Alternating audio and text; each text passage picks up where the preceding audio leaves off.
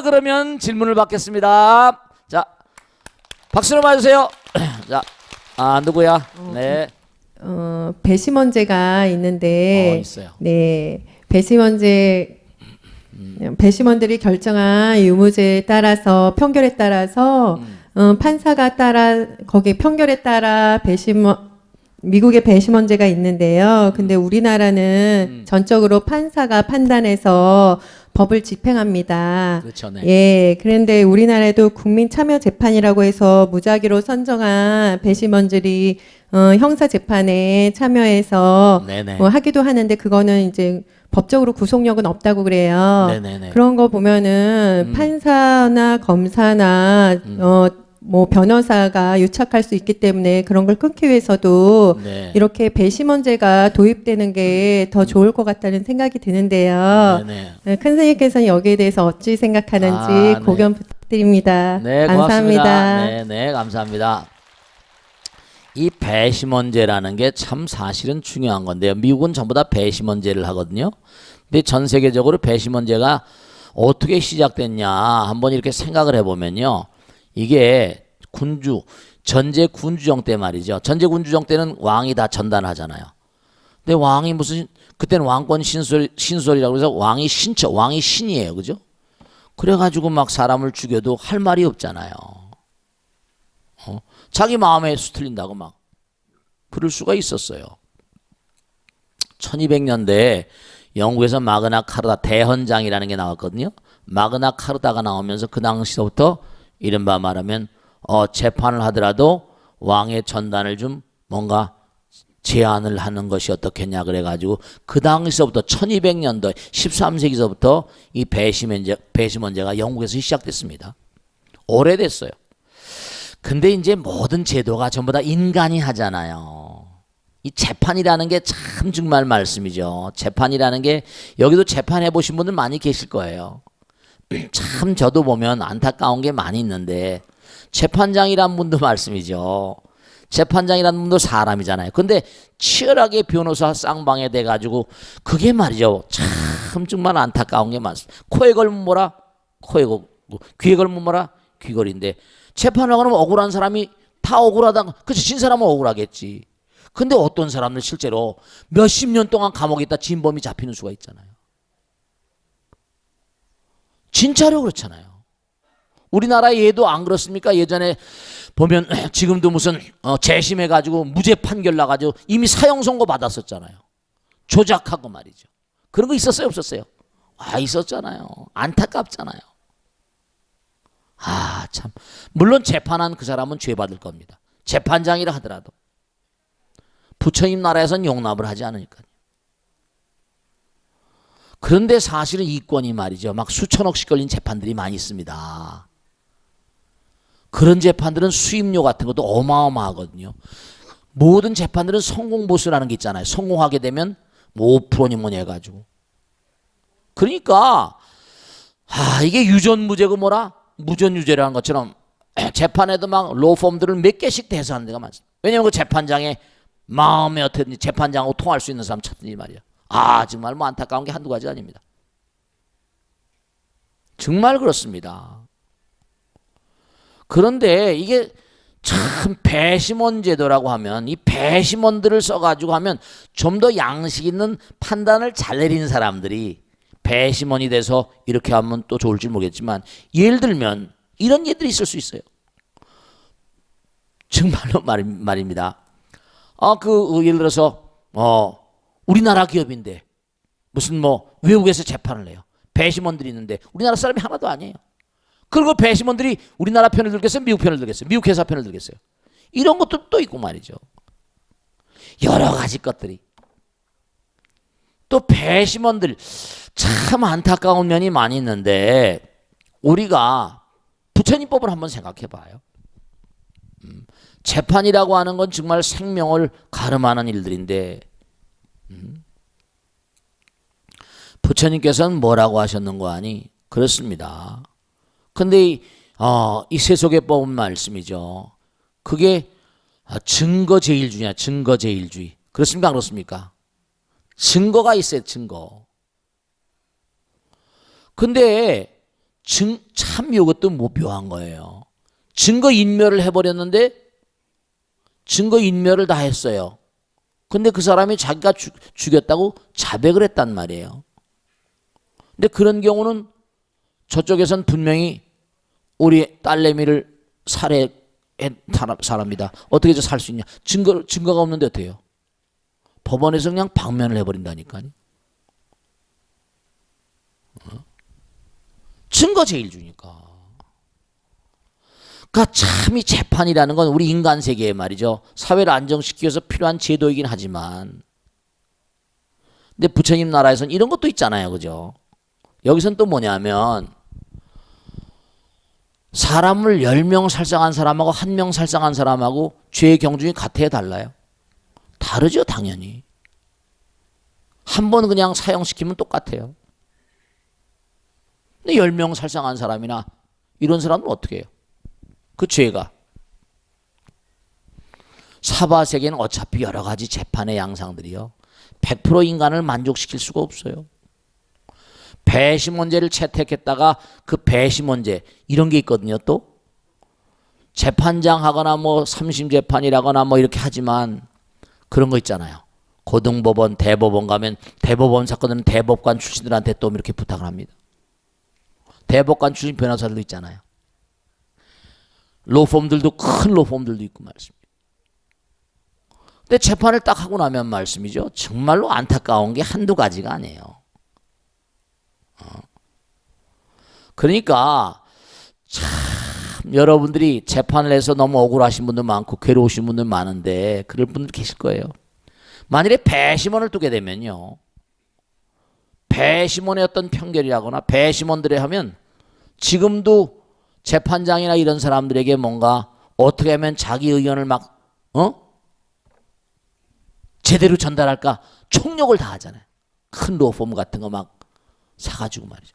그러니까 지금 뭐 김앤장이니 뭐 태평양이니 뭐니 해가지고 변호사가 수백 명씩 아닙니까?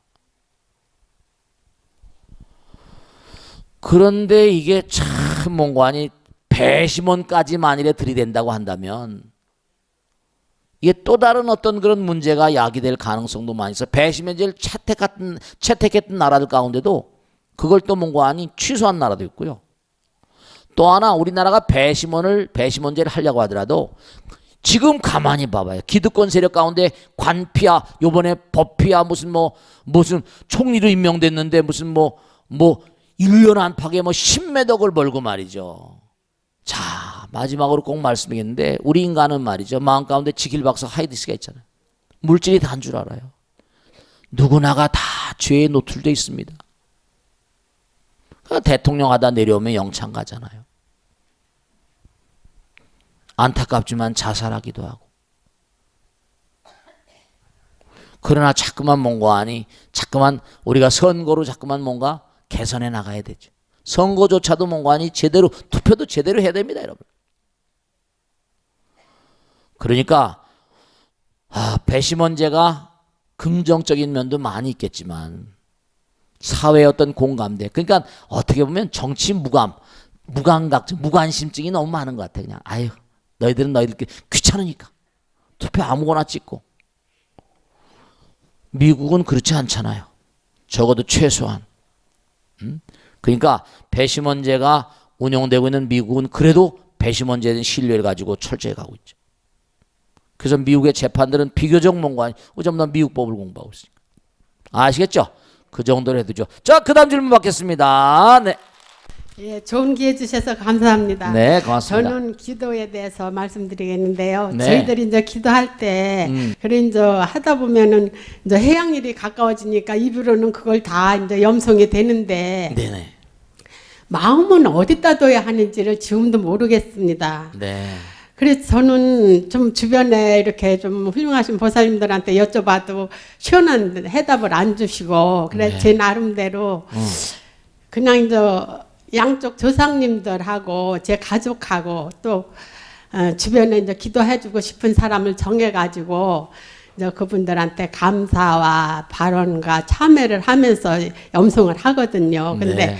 이게 옳게 하는 건지 도대체 제가 뭐 알 수가 없습니다. 그렇게 하면서 그냥 계속 하고 있고요. 네. 또 한 가지는 천지팔양경에 대해서 좀 여쭙고 싶습니다. 네네네. 천지팔양경에 보면 부처님께서 네.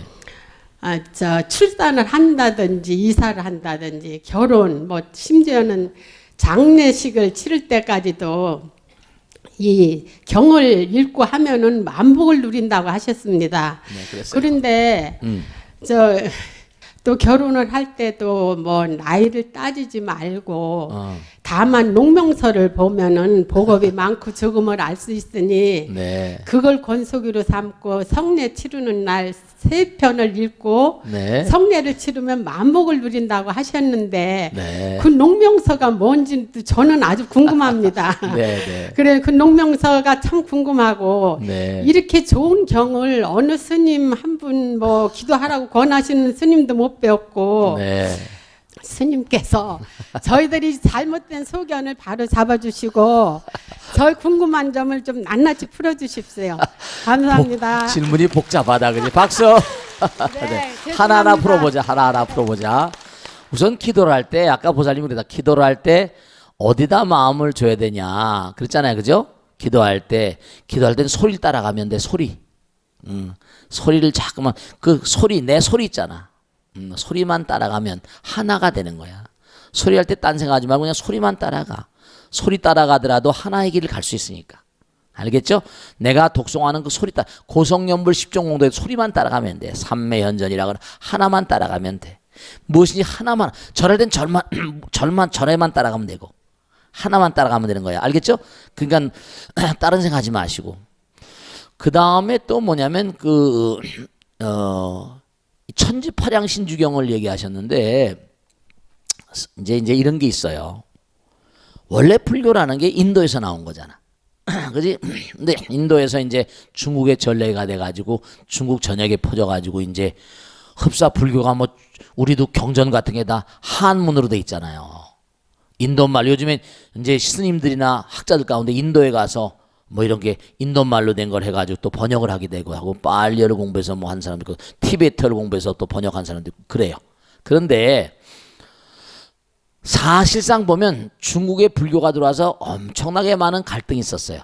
중국에는 원래 춘추전국 시대 때부터 유교가 있었죠. 유학, 공자님. 그 다음에 도교라는 게 또 있었어. 노자, 장자 해가지고. 그러니까 중국은 자기들의 자존심이 좀 상하는 거거든. 그것도 중국에 들어와가지고 불교가 또 한참 젊은 친구들을 막 출가하라고 그러니까 인도는 인구가 많아가지고 저 남방에도 지금 뭐 태국이나 미얀마 같은 데는 절에서 3년 갔다가 또 나오기도 하고 그러잖아요, 그죠? 뭐 군대 가는 것처럼 또 거기 그러다가 보면 절에 직접 사는 사람들도 아주 많이 있습니다. 그런데 중국에 불교가 들어와가지고 한참 젊은 친구들이 출가하니까 그게 부정적인 그런 양상으로 비춰가지고 막 여러 가지로 이 신체 발부는 수주부모라 이 머리 깎는 것도 말이야 부모님한테 받았는데 왜 머리를 깎냐 뭐 이래가지고 난리법석을 치기도 하고 그랬었어요. 근데 중국에 불교가 펼쳐져 가면서 중국말을 인도말을 중국말로 번역해서 한 경전들도 많이 있지만 그중엔 머리가 열린 스님들이 많이 계셨을 거 아니야. 그러면 어떻게 하면 좀 더 쉽게 좀 더 많이 이렇게 중생들의 밀착되게 부처님 사상을 담고서 만들어내는 거예요. 그래서 천지팔양경도 우리가 아주 많이 합니다. 천지팔양경. 그렇죠? 많이 번져서 내용도 아름답습니다. 내용도 좋아요. 근데 그걸 우리 학자들은 중국에서 만든 경이다. 중국 사람들이 만든 경이다. 이렇게 치는 겁니다. 그래서 그걸 위경으로 잡습니다. 그래서 부처님 내용은 부처님 사상이 들어 있습니다. 근데 우리가 살다 보면 이제 현실 세계에 부딪히는 모든 걸 해결하기 위해서 그 안에 다 들어가 있잖아. 아까 보살님 말씀하신 대로 이사 가면 몇 번만 하면 어떻게 된다. 손쉽잖아요, 그죠? 쉽게 이해할 수 있고. 그래서 사실 천지팔양경을 위경이다라고 막 때려잡는 걸 전 찬성하지 않습니다. 왜냐하면 그것도 우리 마음 가운데 순간이나마 그것을 통해 가지고 우리가 공부가 되잖아요. 그 안에 나온 내용이 다 부처님 사상이잖아요. 부처님 사상과 전혀 배치되는 게 없어요. 중국에 부처님께서 직접 직설로 하셨다 안 하셨다 우린 모르지 어떻게. 응? 와, 황엄경이나 대승경전들이 이런 것들이 전부 다 무슨 중국 사람 만든 경이다 뭐 이런 대승 비불설이란 말 하는 학자들도 있어. 대승경전은 대충 다 중국에서 만들었다 이렇게 얘기하는 사람. 그 내용들이 너무나 아름다운 내용이고 영원의 어떤 세계와 전혀 배치가 되질 않아요. 그렇기 때문에 여러 가지 있는데 중요한 사실은 아까 농명서 얘기했잖아요. 농명서라는 건 뭐냐면은 이게 우리가 이제 그런 내용들이 이른바 말하면 이제 위경으로 잡는 그런 이유 가운데 하나가 우리가 말하면 이제 어떤 결혼하게 되면 그 사람의 일생을 갖다 이제 사주팔자를 본다거나 말이죠. 해가지고 그 사람의 농명 기록했단 말이야. 운명을 기록한 그런 글이란 말이에요. 운명을 누가 알아? 운명이 변하는 건데 무슨 말씀인지 아시겠지? 결혼할 때 무슨 다른 걸 봐. 요즘에 건강진단서 받잖아요. 근데 중국에서는 다른 걸 받지 말고 농명서를 뭐 받아. 이 농명서라는 건 그 사람의 운명을 기록해 놓은 서찰 같은 건데 그 당시에 운명을 어떻게 한단 말이야. 천상 주역을 보는 사람이나 가가지고 이 사람의 일생이 어쩌다 사주팔자 그런 것들을 보면 거기서 냄새가 나잖아 벌써.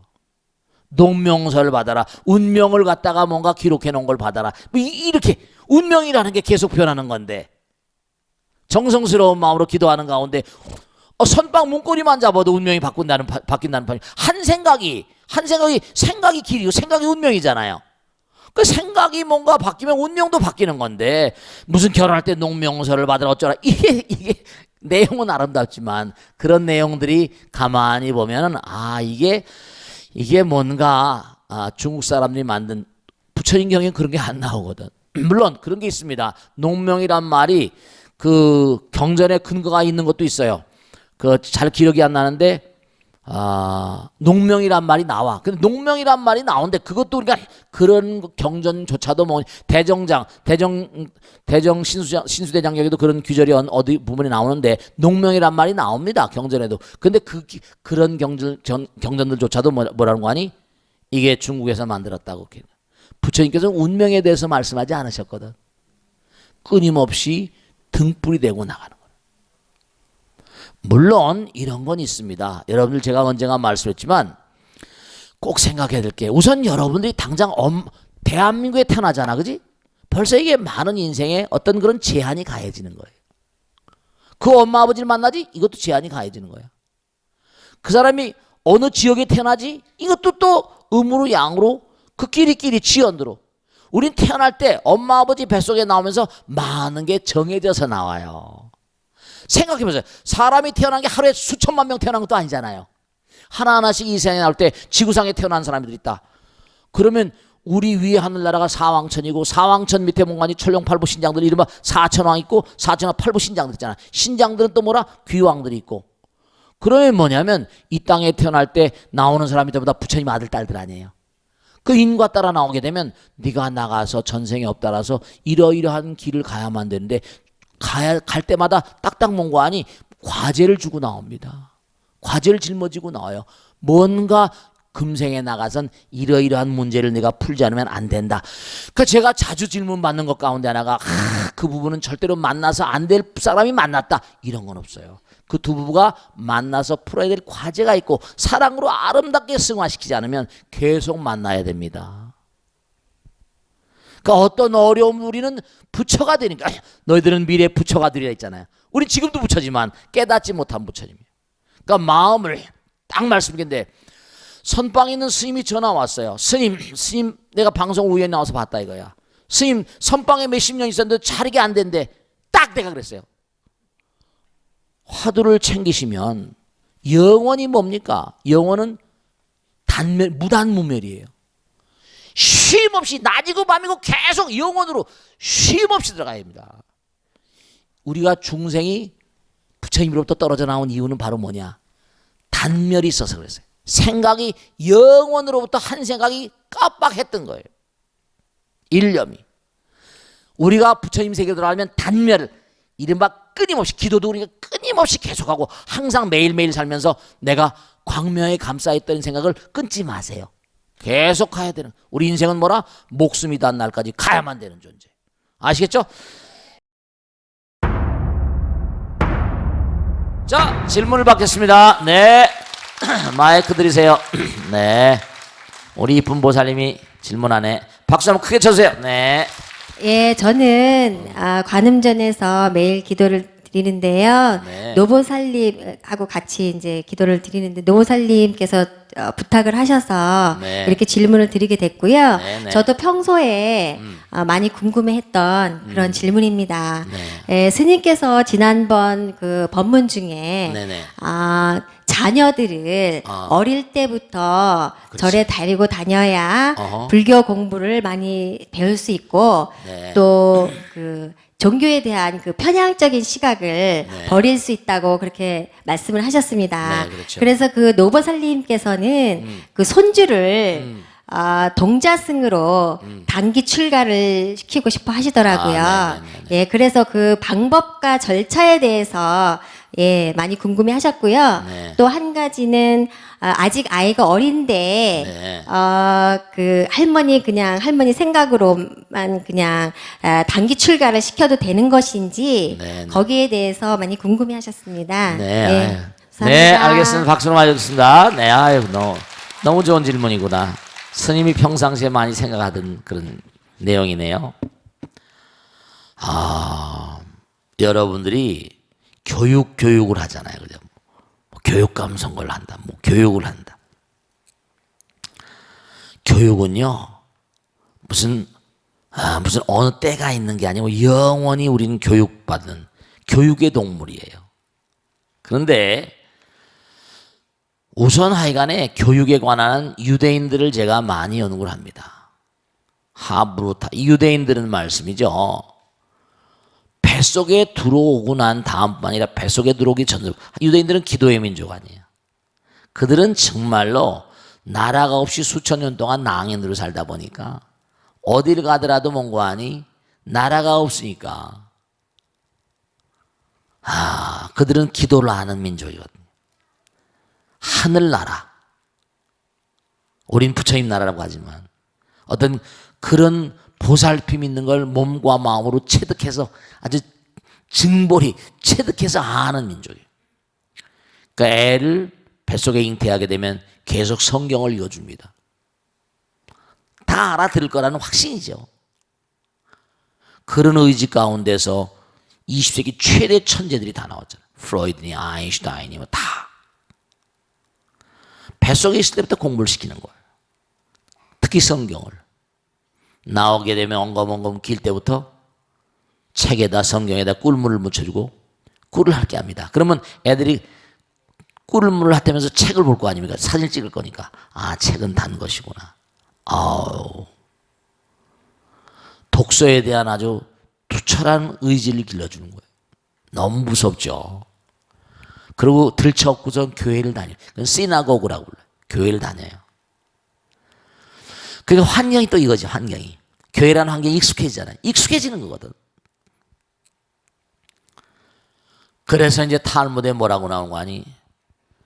아장아장 걷기 시작했을 때 옆구리에다가 성경을 끼고 교회로 가도록 인도하지 못한 부모는 유대인의 부모가 아니다.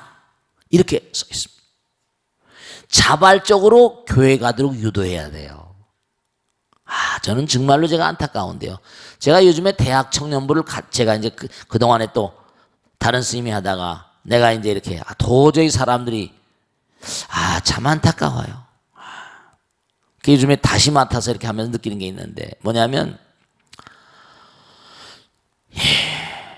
그렇게 유대인 아이들이 커지니까 전 세계를 제패하는 거예요. 인구는 1700만 밖에 안 돼요.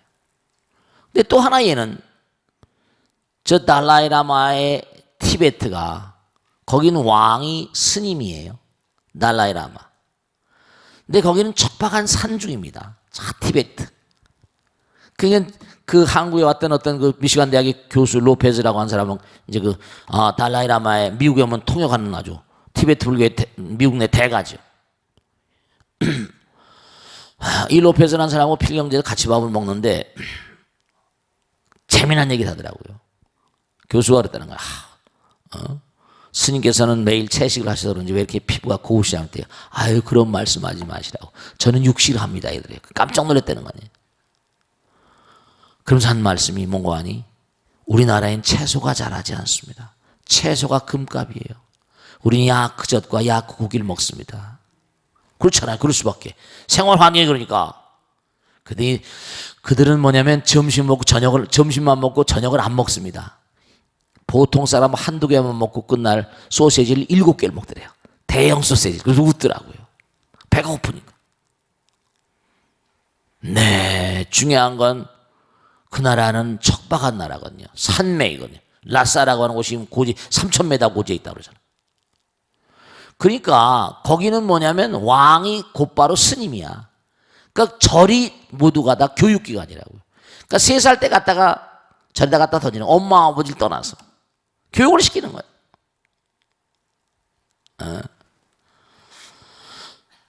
저도 말씀이죠. 참 여러분들이 정말 꼭 생각하셔야 되는데 좋은 질문이었는데 어렸을 때부터 정말로 유대인들이라거나 이 달라이라마의 그 어린 그런 사미들 그 절에 그런데 우리가 꼭 생각할 게 애기들이잖아요. 요즘엔 아들이 하나밖에 없잖아. 근데 뭔가 하니 절에서 그걸 키우려면은 각별한 배려가 필요합니다. 그걸 돌봐야 되잖아요. 한 10명이나 뭐 20명이 된다면 시스템을 짜가지고 할 수 있어요. 근데 한 사람이 애기 하나라면 엄마만큼 보살필 수 있겠나? 지금도 저기 미얀마라거나 태국이라거나 이런 데는 절들마다의 그 어린 아이들, 조그만 아이들 동자승을 키우는 시스템이 잘 돼 있습니다. 저도 가서 봤어요. 태국에 우리 절이 하나 있어서 말이죠. 가서 봤는데 정말 정성스러운 마음으로 보살핍니다. 그리고 공동체를 가르치죠. 사회생활을 가르칩니다. 팀워크를 가르치고. 아, 정말 좋겠더라고요. 제가 봐도. 우리나라도 옛날에 화랑도라는 거 있었잖아요. 좀 나이가 들어서지만. 어렸을 때부터 뭔가 이 시스템을 가르친다는 거. 한 덩어리로 공동체 생활을 가르친다는 거. 공동체 생활을 하면 예절이 있어야 되잖아요. 그러니까 이게 우리 법당에서 뭐 그런 동자생들이 10명, 20명 이렇게 나올 수 있을지 모르겠습니다만은 정말 그러려면 이제 뭔가 심사숙고해서 있잖아요. 그런 용의가 있다면은 다원마들이 다 같이 힘을 합쳐가지고 얼마인지 말이죠. 제가 그전에도 여러 번 말씀이죠. 불교에는 교육을 행할 수 있는 시스템들이 너무 그 내용들이 좋은 게 많이 있어요. 부처님도 몽광이 자기 아들 라훌라를 출가시켰잖아요. 자기 아들을 출가시키는데 뭘 그래요. 자기 마누라도 출가시키고. 그러니까 어렸을 때 동자승으로 출가시키는 건 좋은데 한국에 지금 동자승을 출가시키는 그러한 제가 저기 지금 돌아가셨지만 광주에 계시는 천운상가 어느 스님이 천운 스님인가 거긴 어려서부터 이제 애들이 절에 던져지는 거예요. 갖다 이렇게 절에다 이렇게 엄마가 그럼 그 스님이 정성스럽게 그 애들을 다 키우고 그건 아버지처럼 그렇게 그런 건 정말 그리고 거긴 애들이 많이 있었거든. 스님이 다 공부를 시키고 아주 훌륭하신 스님이었어요. 그런 게 뭔가 시스템이 짜여지고 뭔가 제대로 그런 용일 동자승을 하겠다라고 한 용의가 있던 사람이 다 그럼 신청을 받아가지고 같이 연구하면서 얼마인지 할 수 있어요. 또 해야 될 거라고 생각을 합니다. 제가 어떻게 될지 모르겠지만 아이들이 집에서 키우는 것보다 훨씬 나을 수가 있을지 몰라요. 그리고 일정한 시간 동안 그 예전에 스파르타식 교육이라는 게 있잖아요. 그죠? 애들 낳으면 그냥 나라에서 맡아서 키우는. 근데 그게 너무나 고식적이고 너무 힘들게 하니까 아데네를 깨기로 했지만 그 부정적인 어떤 패턴이 있어서 스파르타식 교육이 깨져버렸죠. 그것도 일종의 어렸을 때부터 교육을 시키는 거죠. 제대로 하려면은 어렸을 때부터 교육을 시켜야 되고 그리고 정말 꼭 중요한 거는 단기 출가나 동자승 뭐 단기 출가라거나 뭐 이런 거 등등의 여러 가지 문제들은 충분히 우리가 연구해 볼 만한 가치가 있는 거고 실행할 만한 정말 의미가 있는 그런 그 일들이라고 생각합니다. 앞으로 그런 뜻이 있으신 분들이 있으면은 일정한 기간만이라도 10명이 되면 10명 우리가 잘 교육 프로그램을 짜가지고 이제 뭔가 우리가 초파일 부근에 며칠 애들 일주일 동안 데리고 지내보잖아요, 그죠? 계속 이렇게 보면은 그것도 붙어 있어야 돼. 비구니 스님들이 또 필요할 것이고 비구니 스님은 잘할 거야 아마. 비구니 스님들하고 이렇게 좀 조인트 해가지고 자기들은 아기를 안 낳으니까 아기 키우는 마음으로 정말로 보살의 마음으로 잘할 수 있는 그런 길이 있을 것이다. 그렇게 생각합니다. 아시겠죠? 그러니까 어렸을 때부터 종교 교육은 너무 중요한 거예요. 아버지 어머니가 가르칠 수 없는 영역이 있거든요. 영원의 영역들은 아버지 어머니가 지도할 수 없는 영역이 있습니다. 그걸 어렸을 때부터 집어넣어주는 그런 작업을 하는 게 이른바 말하면 유대식 교육법 같은 것.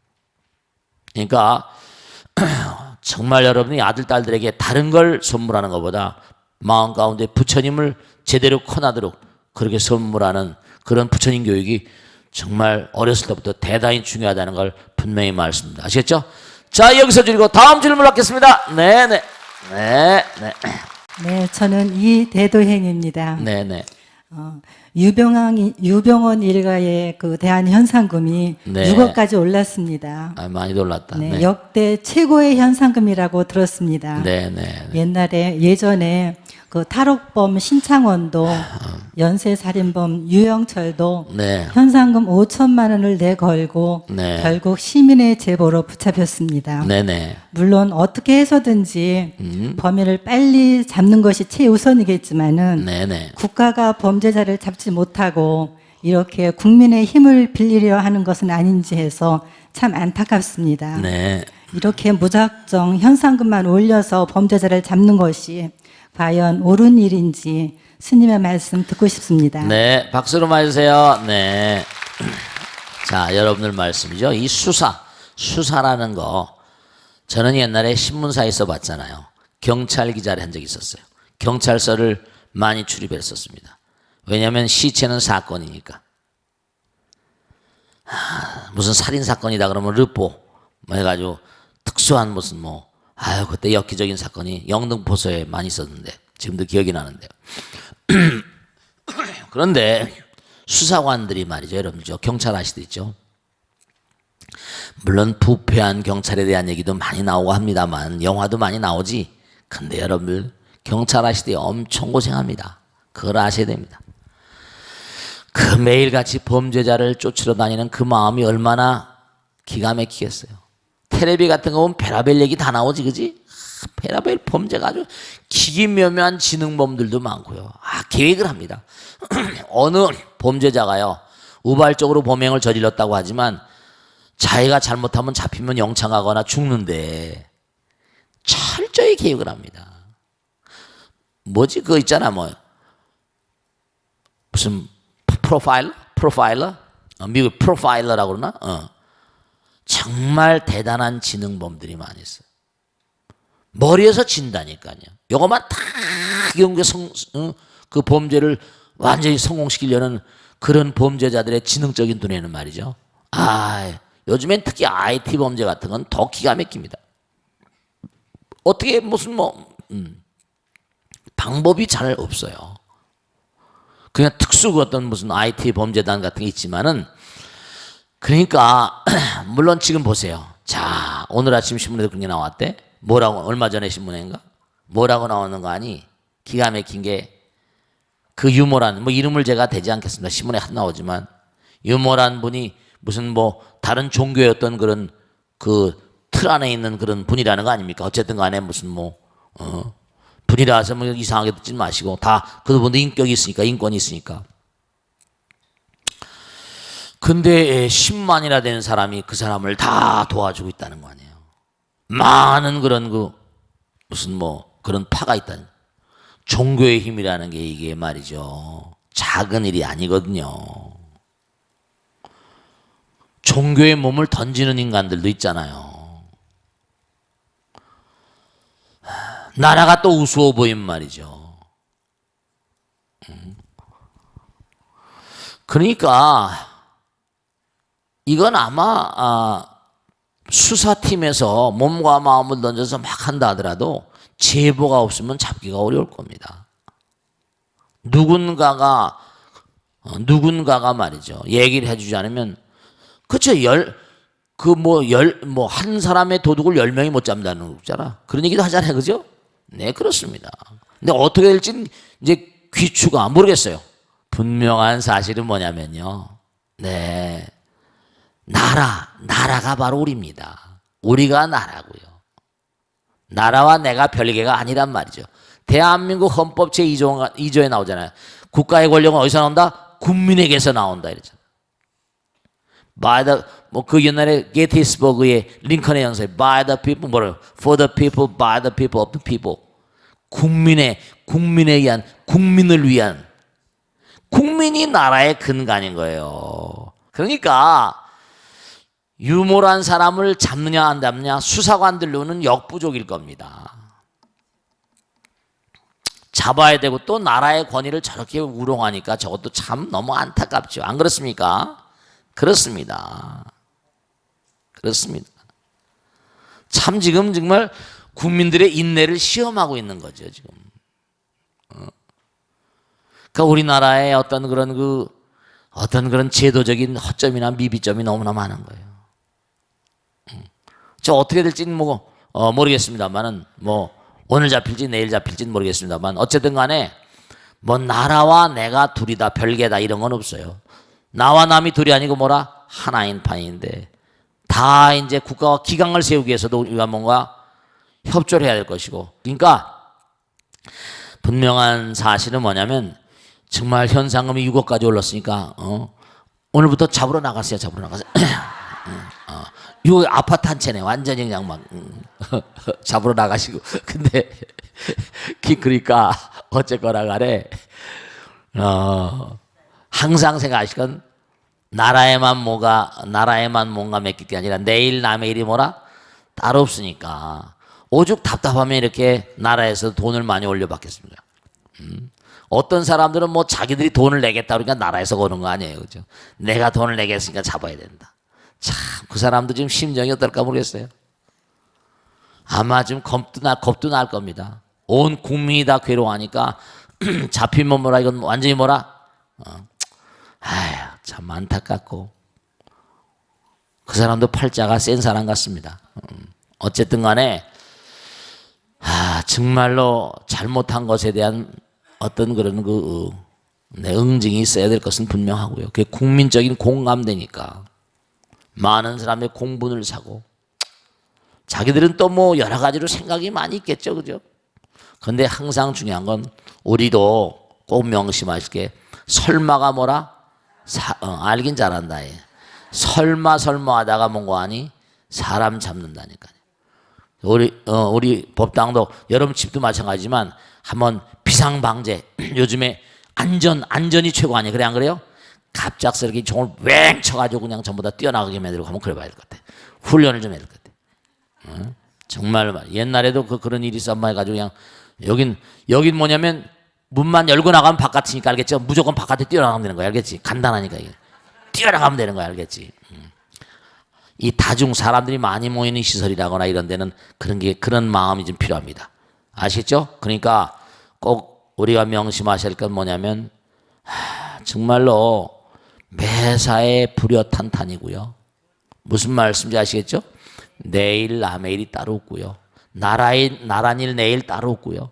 우리가 곧 나라의 구성원이고 분자고 6억을 먹고 싶으면 지금부터 뛰어나가고 말이죠. 그래서 좀 안타깝긴 하지만은 나라 일에 항상 협조하는 마음으로 사셔야 될 것이고, 나는 나대로 넌 너대로 갈 길이 따로 있구나가 아니라 우린 다 같이 물론 삶의 행로는 다를지 모르지만 목적지는 다 하나의 길을 가는 거라고 생각하고, 우린 그런 인연 따라서 억겁의 인연 따라 이 땅에 온 거거든. 한 땅에 한 나라에 태어난 것도 그때 무지막지한 인연이라고 그랬어. 우린 미국이 안 태어나고 여기 태어났겠어. 전부 다 인연 중생이기 때문에 한 땅에 태어난 것도 대한민국에 태어난 것도 인연이란 말이에요. 아시겠죠? 이 나라를 아름답게 어려운 가운데도 우리는 어려운 능선을 딛고 여기까지 왔거든요. 물론 지금도 힘들지만 계속 우리는 하나가 돼서 열심히 나가야 돼요. 아시겠죠?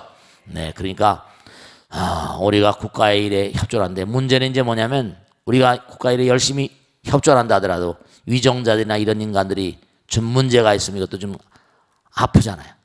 그러니까 그런 건 또 뭔가니 정말 부처님도 용서하지 않겠지만 뭔가 우리가 여러 가지로 고발 정신을 계속 살려가지고 그들을 자꾸만 선도하고 국민이 그들을 선도해야 돼요. 뭐 촛불 집회 막 이런 것도 하고 그러잖아. 그래가지고 뭔가 이제 인터넷이 있고 막 뭐 이런 여러 가지 IT의 어떤 그런 그 SNS가 있으니까 좋은 어떤 그런 그 길로 나가도록 유도해야 됩니다. 아시겠죠? 자, 여기서 모두 끝내겠습니다. 모두 성불하세요. 고맙습니다. 감사합니다. 자.